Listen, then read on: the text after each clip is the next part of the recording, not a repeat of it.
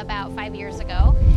They decided it would be really great to have a place in town where people could experience growing and picking their own food, especially children who develop their eating habits early. And so if you can get them to eat healthy food early, they can eat healthy food their whole life. So we had some park space available, about an acre, and we planted it. My husband, Bill Davison, he worked at University of Illinois Extension at the time. So he was trying to work with small-scale farmers to grow different types of crops. And this was a way to show people the types of things you could grow, like chestnuts and hazelnuts and all sorts of berry bushes and that sort of thing. So because I work at the town as well, and I work with the Parks Department, I was able to help collaborate, which was really fun. We used a ton of volunteers. We have people come out all the time and help us with weeding and trimming. But the original planting day, it took about 75 volunteers one day to plant more than 2,000 plants. We have chestnuts and hazelnuts. We have raspberries and blackberries, currants and elderberries. Those are kind of bushes. We have some fruit trees, so there's apples and pears. I'm not sure if we still have peaches because over time we have lost some plants, which is also part of the learning experience, trying to figure out what will grow well here. We had fig trees and those died. It's too cold here in the winter. But yeah, so we have a lot of different fruit trees. For a while we had asparagus, and that was really fun for people because a lot of people don't know where asparagus comes from. So it's been a lot of fun. We don't use any chemicals at the Food Forest.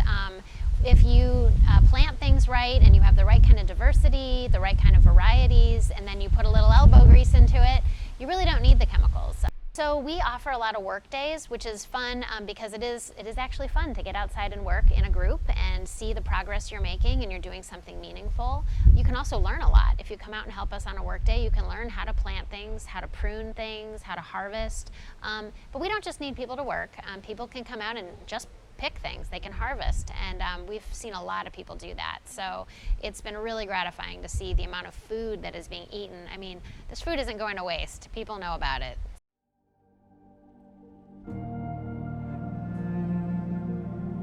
The last 2 years we've really had issues with diseases because of our very wet and very warm spring times.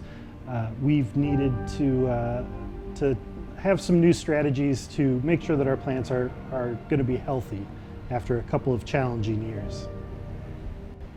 All right, so what I was doing today was pruning the black raspberries in a way that they can get more light, more sunlight, more air moving through the plants to improve their health. Some of the kids from the Bloom Community School came and helped me out.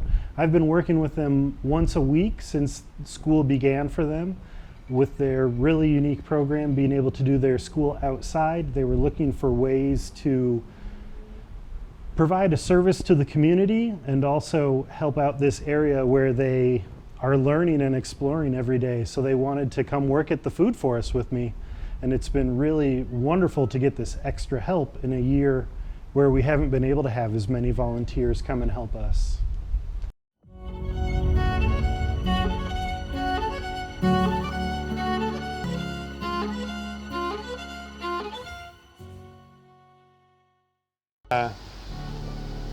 Yeah, I'd just like to say a lot of people that find this really appreciate it, and we hope more people will learn about it. So word of mouth is one of the best ways to recruit people. So anyone that watches this or learns about the Food Forest, I would just encourage them to tell their friends and try to spread the word. So anyone can come here. You don't have to live in Bloomington Normal. You can, no matter where you live, you're welcome to come here and check it out.